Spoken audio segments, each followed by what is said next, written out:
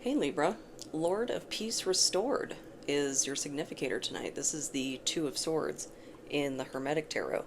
And this is the moon in Libra. And it's got a little bit of a different take on it than like the Rider-Waite Tarot. It's strength after suffering, um, pleasure after pain, that kind of contradictory, juxtaposed feelings. If you've ever gone through any sort of difficult breakup, anything like that, you know that that can be the best thing that ever happened to you, and it doesn't make it any less painful just because it was what needed to happen. So we'll start getting some cards here and really start getting into that complex of overthinking and the different ways that that can manifest in the hero's journey on this stage, which we are at the tests, allies, and enemies. So it's a very mentally busy stage.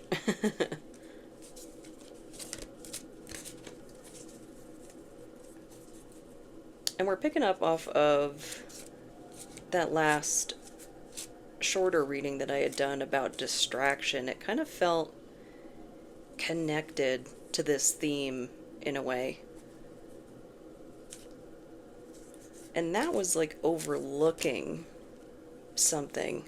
We've got the Four of Cups here, Lord of Blended Pleasure. So this would generally be like the card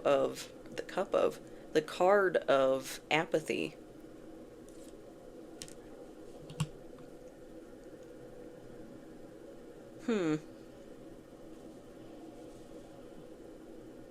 It feels hidden because it's also got the moon symbolism here as well. And this looks like the Cancer symbol.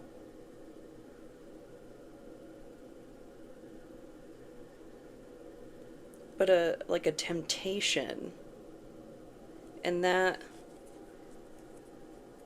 and the idea of overthinking, that can manifest in a number of ways. That can be like analysis paralysis, like hemming and hawing, which can end up turning into sabotage because you get so caught in that mental game that you never make a move. So I wonder if there's some overcompensation that we might be getting a warning about. That, like, it might be something you're trying to work through, trying to get past overthinking everything. But maybe in that vein, you're overlooking something important, you know? So let's see. So I don't want to encourage any kind of rumination because I'm a ruminator. Let's get a little more detail. Eight of Pentacles in reverse. Yeah, something that hasn't quite been mastered yet. And this is Lord of Prudence. It's a Virgo symbol, Sun in Virgo. Because in the upright, Eight of Pentacles, that's mastery. That's the artisan. Like, there is nothing left to learn on that path. Like, you can become the teacher at that point. But in reverse, there's still something to learn. You can see a couple of these, they have like little sections cut out. So, I mean, it's a little overlay from the design, but it looks like there's just a little bit more to go. And if you're anything like me, when you're trying to correct a behavior, you can kind of swing a little bit too far in the other direction. But that's like how you find out where your limits are, where the boundaries are of that behavior. Oh, that was fast. Queen of Pentacles. And Two of Pentacles in reverse. So Jupiter and Capricorn for the Two of Pentacles. I can't remember what the Queen is. But a Queen of Pentacles that's out of balance. That could be you. You haven't quite found your grounding yet. and maybe trying to overcome overthinking.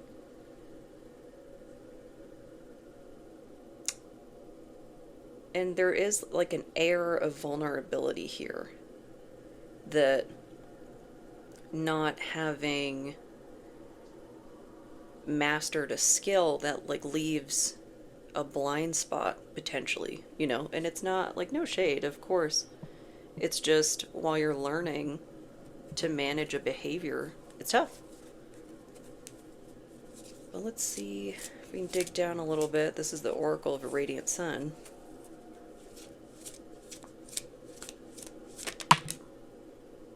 Discrimination. Venus in Virgo.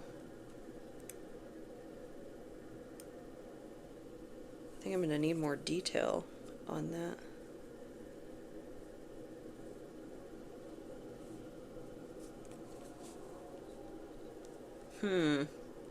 Yeah.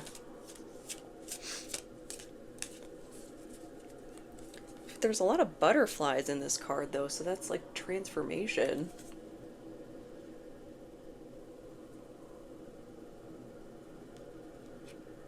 But out of balance, ungrounded, or trying to find your footing.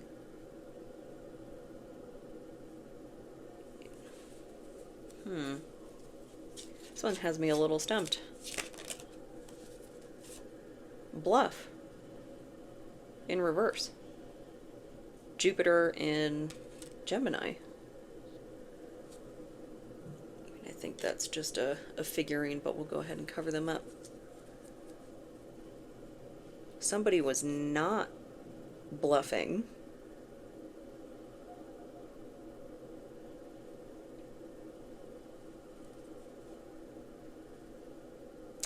And there's such hot topics in the macro world right now. You could be going through any number of situations. So someone could be not bluffing about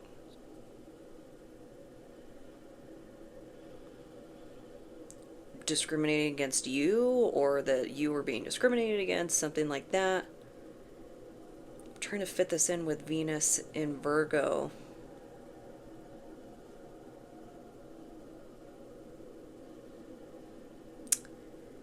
This is giving me like an emphasis on perception. Because like what causes discrimination? I mean, it's people's choices, yes, but like why? Why do people do stuff like that? And in many cases, it's to maintain some sort of like perceived image of the family, of the workplace, or whatever. Like, you gotta have the right type of people in charge, you know? And then it's just a row of straight white male property owners, and like, oh, yeah, that's why none of us can get ahead. We're not getting a share of the plenty. And but it's something like that that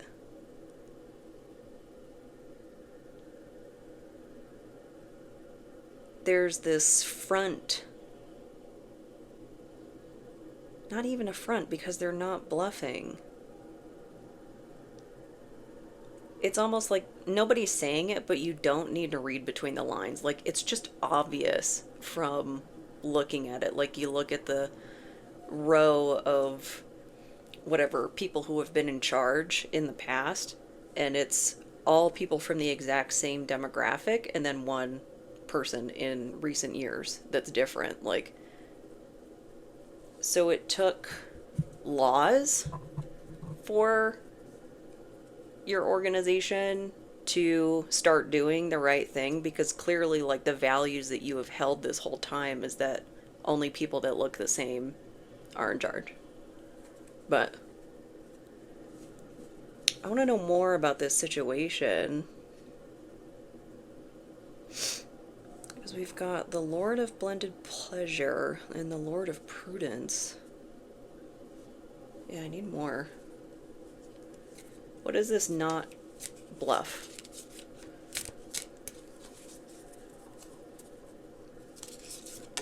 Oh, okay. We got 3. Let's see. I don't think I've ever seen him do that before. Lord of Defeat, 5 of Swords, Venus and Aquarius, the Lovers in reverse, Child of the Voice Divine, 5 of Pentacles, Lord of Material Trouble, Mercury in Taurus.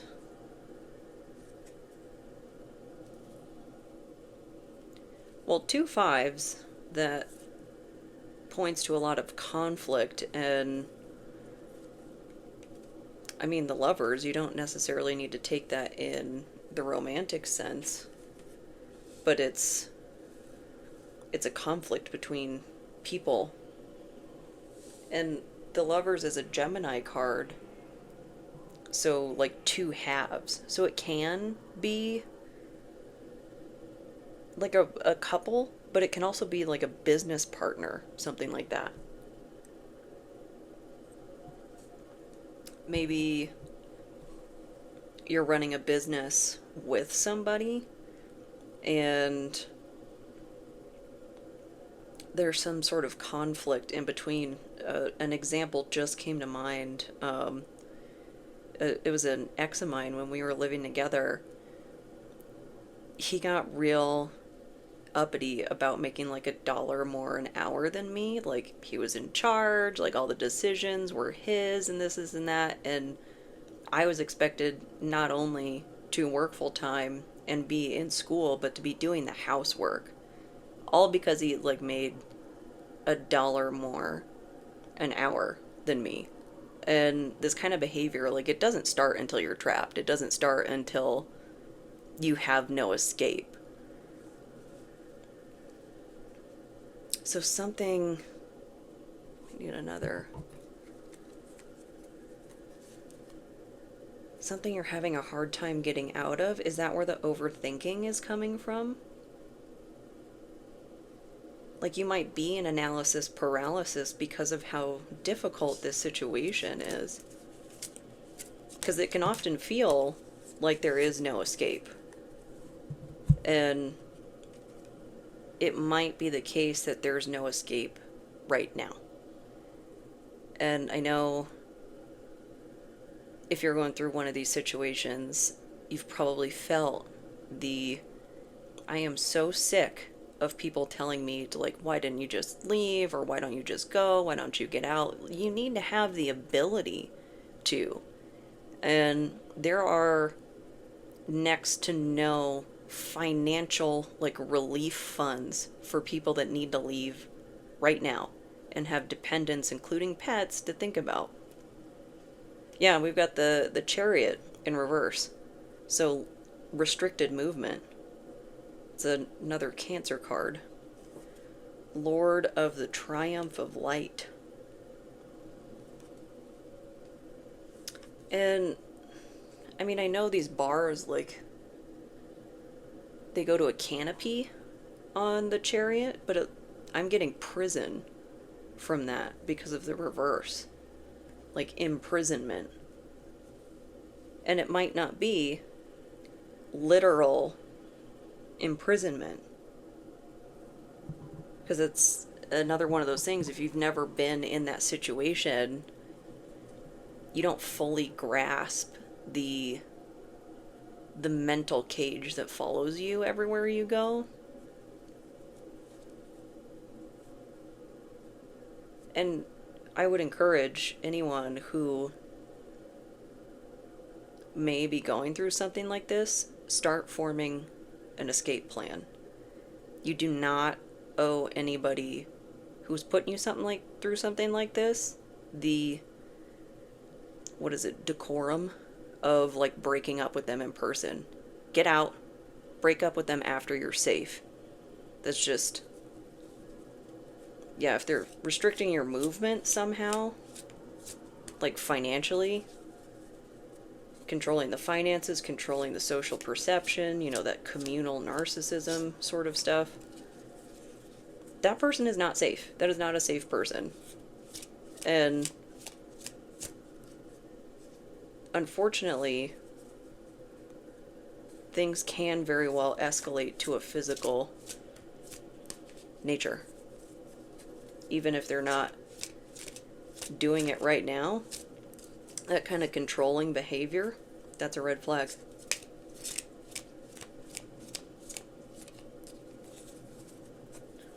So let's see some more detail on this conflict, this restricted movement. And this Lover's card, the title, Children of the Voice Divine. That's like your voice has been restricted.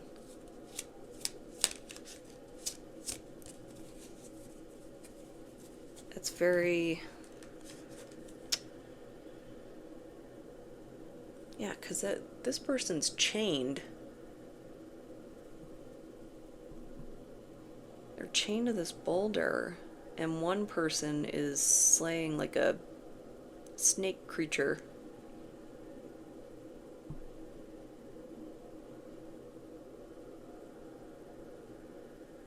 And it kind of looks like he's avoiding the chain to go towards a snake. So multiple...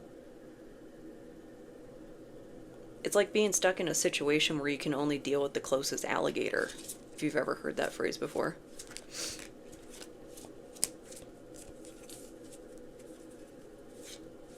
And that's a really tough spot to be in.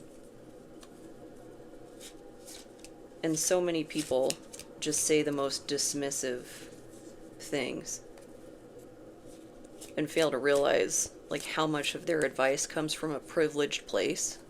Like, you know, if I had the means to leave, I would have by now. Yeah, intuition. Mercury in Cancer. Okay, so another Cancer card. Maybe that could indicate you're dealing with something with family. Because, you know, domestic abuse, certainly not relegated to a romantic relationship. It looks like Gabriel. Is this a seal for multiple angels? It's hard to read. Maybe. At least one of them's Gabriel. But... that feels like people's intuition failing them. Because I was talking about, like, the dismissive advice that people give.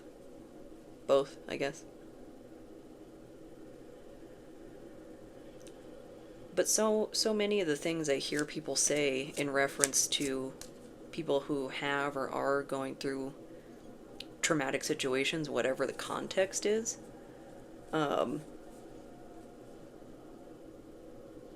just fail to recognize that there are some things you cannot escape. Like, people are controlling your movement. And what a privilege it is to not be able to understand what a situation like that is like. But when they don't understand what those situations are truly like behind closed doors, there are a lot of terrible things that will get said to you, like you sound paranoid and stuff like that. And isolation is a component of situations like this. And it's not just the perpetrator, you know, your partner or whatever, that's isolating you. It's other people's like conditioned behaviors that contribute to that, because they can really lean on known information and exaggerate it. Like, smear campaigns are typically, at least I think of them as, you know, vicious rumors and, you know, trash talking people and whatnot, but it can also look like feigned concern. It can be like, they're saying such strange things about me. I don't know where this is coming from. I hope they're okay. I think they need help. This, and that. And, I mean, just consider how many women were lobotomized with the signature of their abusive husband or their abusive family. And doctors were like, oh, okay, here we go. Let's, you know, silence this hysterical woman rather than listening to why she's hysterical.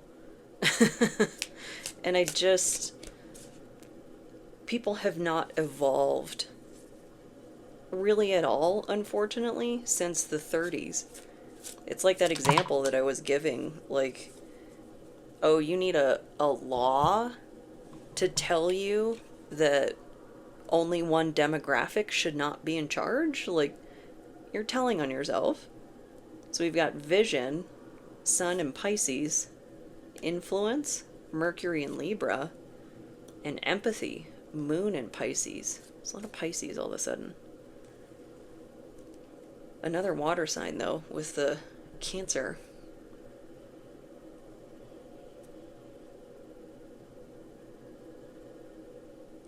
And, I mean, if you are the onlooker to someone going through this situation, you don't have to play detective. Like, that is taking on too much. It's just like having open eyes, looking at the situation objectively, considering who has influence in this situation, who has power. Because it was through the Me Too movement, there was a lot of very vocal grumbling that, like, oh, women can just, like, point the finger, you know, this, and that, and then they'll lose their career. No, they won't. It is so hard to actually be taken seriously. The lengths to which victims have to go to hold their abusers accountable are absolutely incredible. They're traumatizing. It's insane. And if you look at any statistic, is it the people in power who are being abused? Like, intuition, just like think about it for a second. These tactics of, like, the people that have access to all the money and all the assets and all the public perception and the lawyers and the whatnot, they're the ones being abused? I'm not saying it never happens, but they're the exception. Like, it's the vulnerable people who are getting just beat down, not taking advantage of the people that have every resource in the world to destroy them. Ugh. People. Soapbox. I get real up in arms about how people talk to people living with trauma. Because it's so insensitive. But over on the right,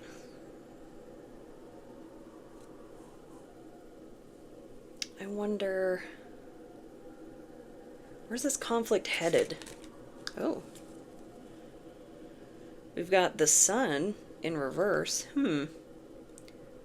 Lord of the Fire of the World. And Four of Pentacles. Lord of Earthly Power. Someone trying to control the narrative. Someone trying to control what's seen, which, very typical in a situation like this. Like I had mentioned, that smear campaign. Anything and everything to avoid taking accountability. And oftentimes, the tact that's taken is to demonize the victim. Because if you've ever dealt with the communal narcissism, they're empathetic and it's performative empathy. They say all the right things, you know, they get the silver-tongued sales pitch in front of everybody, but behind closed doors, they're vicious, they're mean, they're angry. They never lose their temper in front of people, though. Really just in control of that public perception. That smear campaign is one of their best weapons because they have that perception, and being curious actually looking into things, questioning things, that's hard. And who knows who this person and how they might be treating other people behind closed doors, because they don't, like, abusive people don't abuse every single person they come into contact with. And so there's going to be like discrepancies in people's experience. It's very calculated, and I don't think we're giving these things enough credit for how calculating they truly are. I think there's a real unwillingness to admit the severity of these behaviors, and the reason being is because these behaviors exist in people who are in charge of things. Like, there are so many horror stories of people being in relationships with someone in like the psychiatric community and whatnot, and then ending up committed. There was a Reddit thread or something that went quiet where a woman was coming forward, like trying to figure out how to get help from her like resident boyfriend in psychiatry or something, and then just never heard from again. Of course, you know, it's Reddit, random people on the internet that could be pulling some stupid prank, but things like that happen. It's not like they never happen. How many Netflix documentaries do we have, you know? We've got the Empress reversed, daughter of the mighty ones. Distorted feminine.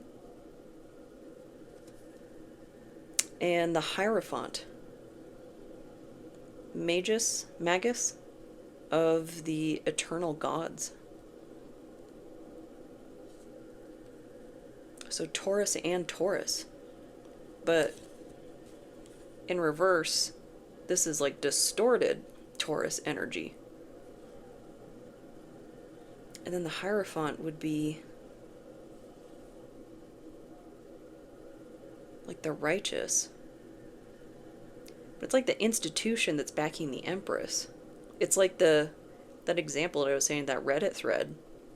The Hierophant would be like the hospital that the resident boyfriend worked at. And then the Empress in reverse would be that boyfriend in distorted feminine energy, distorted healer energy, giving a false impression to the institution to control the narrative. Wow, this sounds like a really bad situation. I hope no one's going through anything like this. Because it's so hard to actually get the help you need just because of the way people have been conditioned. You get called paranoid so quickly. And I really don't have any good answers for that. Because what do you do? Because they can, like, that, you sound paranoid, this, and that. Even if they're well-meaning, they can gaslight you right into place. Like, unintentional gaslighting is still gaslighting. It's like, I saw a quote,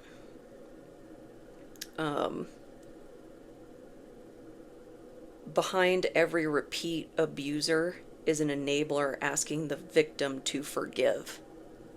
And that's absolutely true. I've been asked to forgive things that people didn't even ask the context for.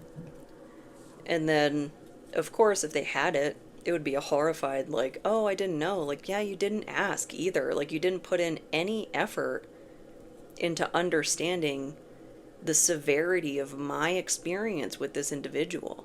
You know? You just took it at face value that I was the crazy one. And that happens way more to women. And it's my understanding that women are not the leading demographic in narcissism. I don't know if that's true, but I'm inclined to believe so. Seduction. Jupiter and Pisces. So more Pisces, more water energy.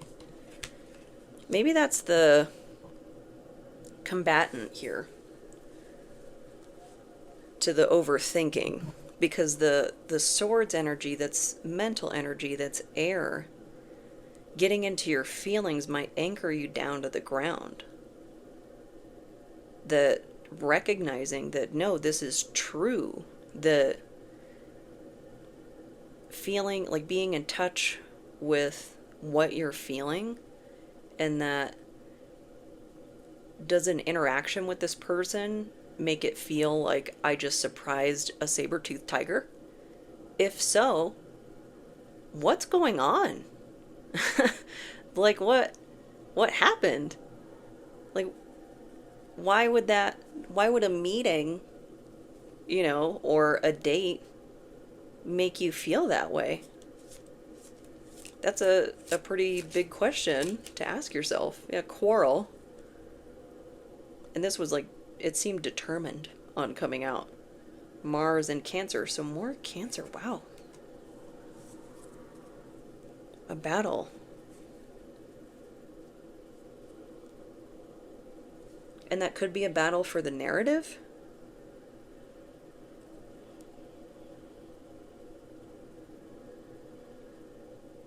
Because you telling the truth,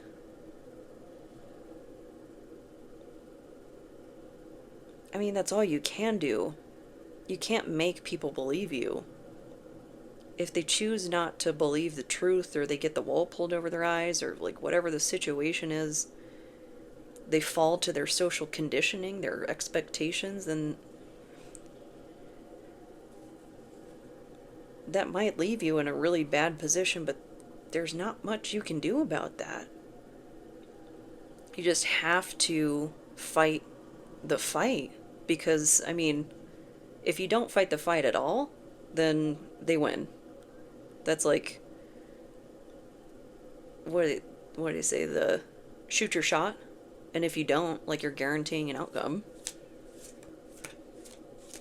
And of course I'm speaking like, I think it's a basketball metaphor, but like metaphorically, A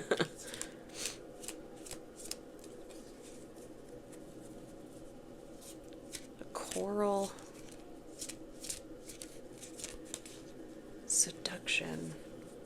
And seduction, that, I mean, the first thing that comes to mind is like the sensual version of that, but the deception, like the allure. Because, yeah, sexy time is seductive, of course, but so is anger. So is wrath. And especially with the difficulties going on in the world, people having a scapegoat to pile on to, they might just take the opportunity because they're exhausted and they need somewhere for their own frustrations to go.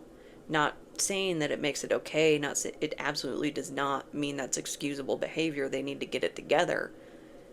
I'm just trying to provide this is what people do. They get caught up in their stuff. The blinders are on, and then you get presented like a punching bag, and they're like, oh, okay, my turn. Like, my turn to blow off some steam. Yeah, we've got criticism, Mars in Virgo. Another Virgo. A lot of repeating signs here. Mars in Pisces in reverse. And that one's escape, so that's doubling up on the Chariot, being unable to get out of this situation. At least right now. And manipulation. Jupiter in Scorpio.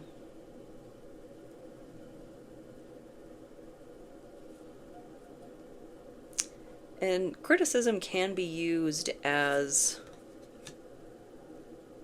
manipulation.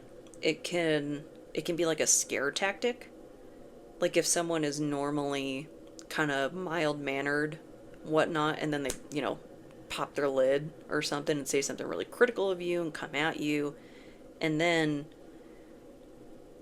the trauma bond can be built from that, because the love bombing can follow that, or just plain old neutral behavior, and it creates that like chemical dependence that trauma bonds are built on. Because trauma bonds are not, like when people talk about their trauma and they're relating to each other, what they are is those highs and lows that are intentionally done to keep you confused, to keep you kind of on a seesaw, on a teeter-totter.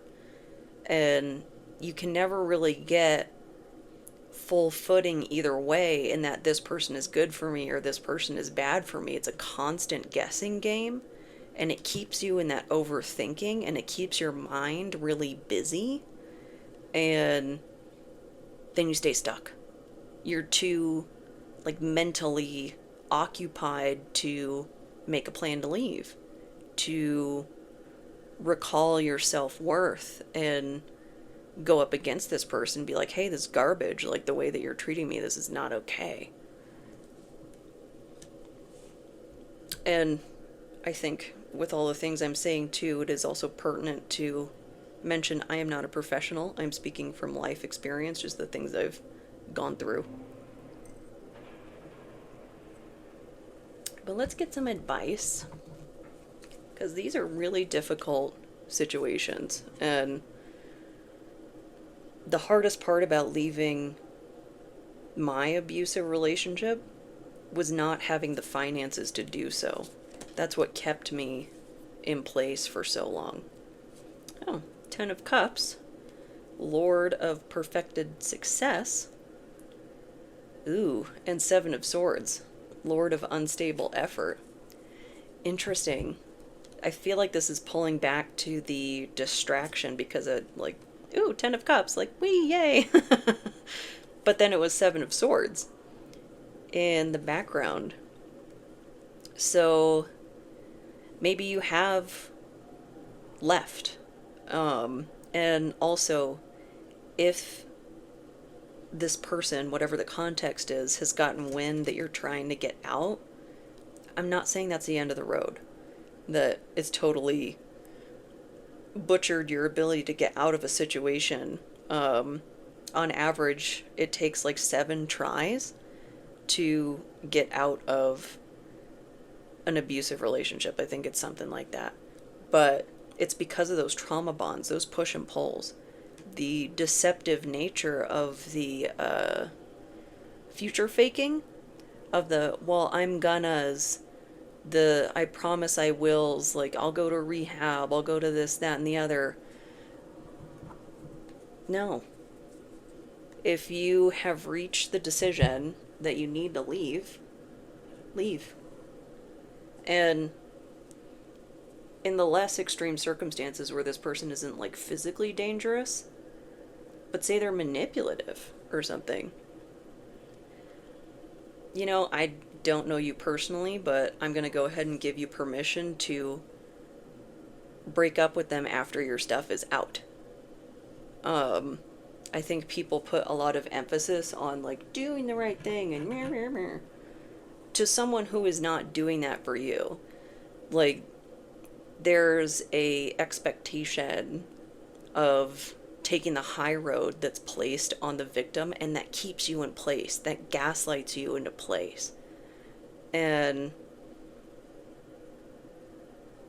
they'll get over it. They will live their life.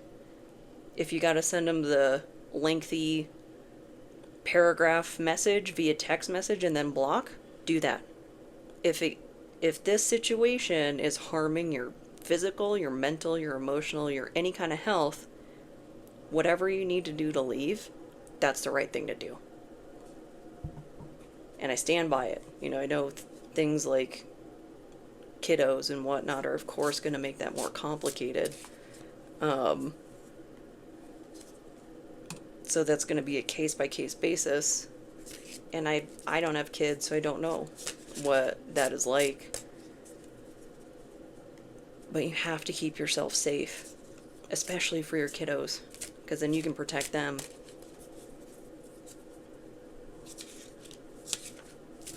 Let's get another on these 7 of Swords and 10 of Cups, because I want to see maybe how this deception is going to be presented. Ooh, Knight of Swords. So in the upright, the Lord of Winds and Breezes is the the reckless hero, impulsive, the fastest knight in the deck. In the reverse, more sure-footed, slower approach, whatnot. So maybe this is someone who in the past had some sort of reckless behavior, quick to act, slow to think, and you're getting promises that they will change. They had that chance every time you had a fight. They had that chance every time you had an argument. They didn't want it then. They don't want it till you leave. Bail. That it's just manipulation. Many of these antagonistic personalities, unfortunately, are not into you as a person. They're into having access to you and what you can provide for them, whether that's image or money or clout or whatever. It's just an unfortunate reckoning when you're going through stuff like this, when you realize, like, really, you see behind the mask and truly see who you're dealing with. It hurts. And unfortunately, like, the getting to safety, that survival mode prioritizes over everything else. But once you are safe, give yourself as much time as you need to grieve. We've got resistance in reverse. Mercury in Taurus. So no resistance. Just, you're done. You've made your choice. Over it. The scales are out of balance. That could be that Two of Swords, like, no more. Do not pass. You shall not pass. Just not accepting the excuses anymore. The I'm gonna change. I've learned my lesson. Like, you didn't learn it the last, 5 times we've had this conversation. You learned it now? Now that I'm out the door? No, you didn't. Independence. Moon in Aquarius. Yeah, going your own way. I think that pretty much speaks for itself. And we've got what looks like Stonehenge here.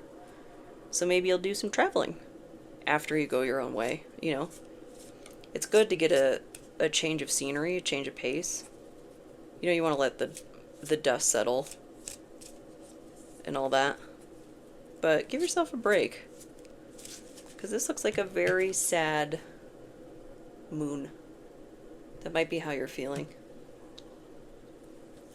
Because regardless of the context, even if this is like something platonic,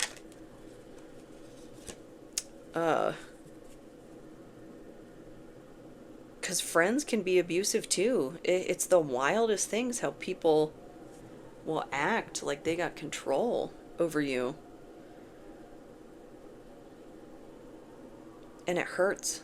It hurts when you see behind that mask, or not even necessarily that they're the abusive party, but that they're a full-blown enabler, which I think is its own kind of abuse, because they're keeping that damaging behavior going. Even if they don't know, there's something in their behavior that's contributing to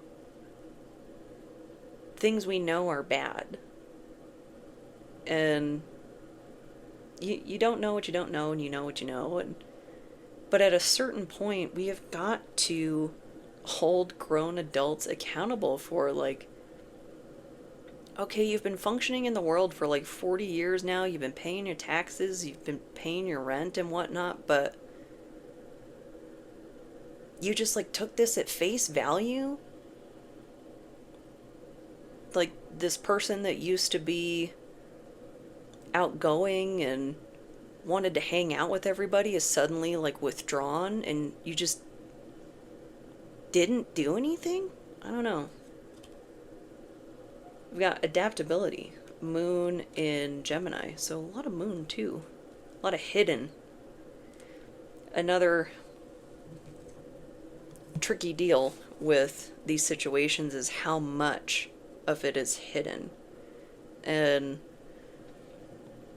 that's why I don't agree with, what is it? If you allowed it to occur, you're as bad as the perpetrator. Like, not necessarily. Like, there's still an issue, but the equating those two, that's a false equivalency. Like, if somebody unalives somebody, just all hypothetical, of course, and another person watches it and they don't turn them in, like, no, they're not as bad as the unaliver, because there would have been nothing to witness without the first person, you know? But they still did something wrong. It's just something different. So a lot going on here.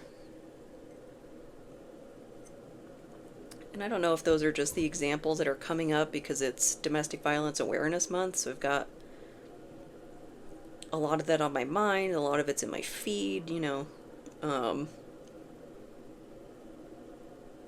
You can change the context to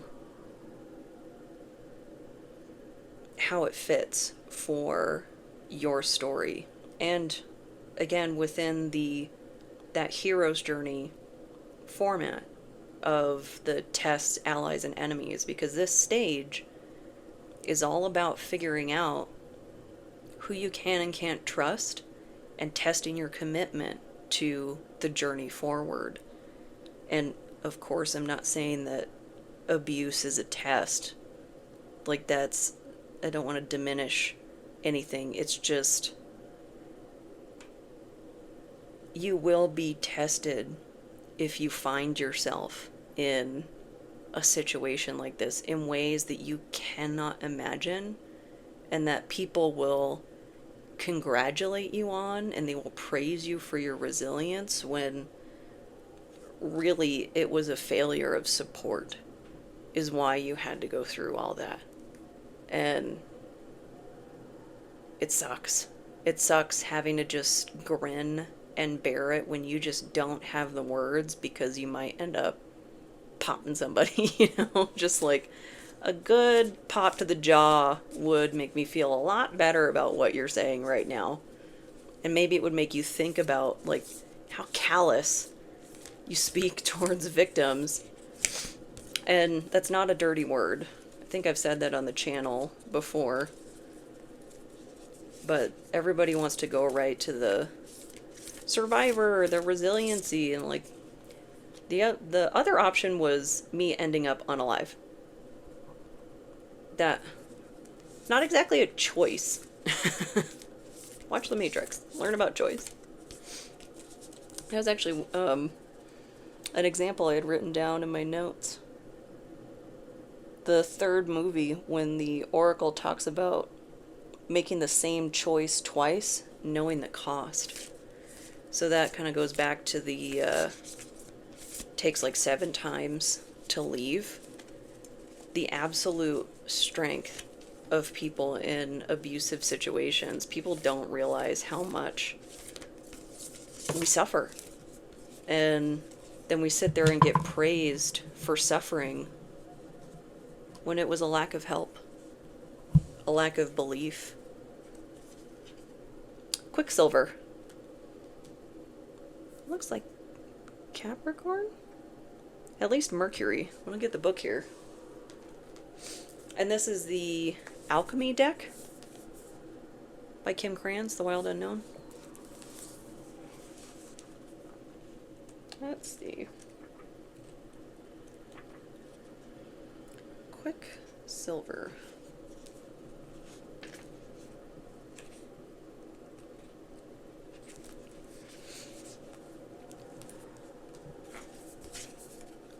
Part liquid and part metal, Quicksilver, also known as mercury, is a mesmerizing material. Its gift is to slip between worlds. It cannot be pinned down or easily defined. Mercury came to symbolize the god Hermes and the great hermetic secrets of alchemy. Oh, perfect tarot deck with the Hermetic Tarot. Always sliding away into secrecy just beyond the alchemist's grasp. It is said Mercury represents the transition between the physical and the unseen worlds, between life and death, between science and the esoteric. It is the metal of sacred thresholds. Shamanic practitioners of every tradition must acquire the ability to stand at the doorway between worlds. This is no small feat. The Mercury card indicates the querent has a particular gift for such a task. This is the work of the shaman, teacher, sage, artist, and alchemist. Heed the call of Quicksilver. The sacred threshold requires your attendance. To go deeper, read the book of poetry Mercury by Ariana Reines? Reines? And to ponder the power of a secret. So I feel like that matches this theme quite well of kind of swimming between these difficult circumstances that you have to kind of live in cognitive dissonance in a way to get through something this difficult, like while you're trying to find your way out of it, trying to find your way out of the woods. You might have to put on that public perception when you're in front of people, when you're around this person, whatnot, that everything is fine when everything is decidedly not fine. So that's one foot in both worlds. And the time of year right now, we're about a little less than a week out from Samhain. And I mean, that's the witchy new year. It's really the Celtic Fire Festival, and there's a lot of history behind that of there's so much, and I'm a little rusty on it, but a lot to do with the spirits of the dead and the transitioning between worlds, like what she was talking about in this card description. So maybe you want to do something special for Samhain.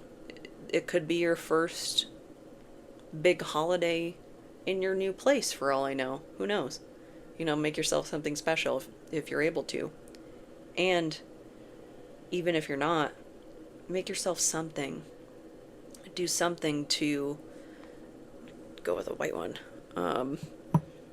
But to put your feet up, you know, to take a load off after getting almost, what, we're halfway through now, this round of the hero's journey. So I'll be doing something special for Samhain, a reading for that, and then we'll get to the second half of the hero's journey for this round for the minor arcana.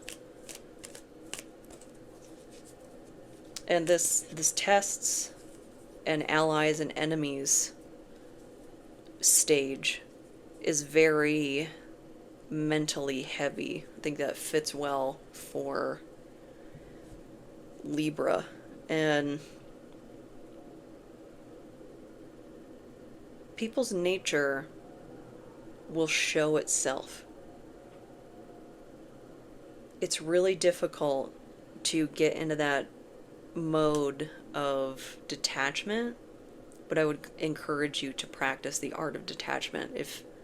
If you're going through something like that right now, it's always good to have that skill in your back pocket because, you know, things happen, things get difficult, things get hard. And being able to observe and see behind the mask, that is an invaluable skill. And we've got the Murderbot Diaries. If you haven't read these, I really have enjoyed the ones I've read so far. I haven't gotten through all of them. But they're nice for a quick read, especially if you're like me and sometimes struggle with focus issues.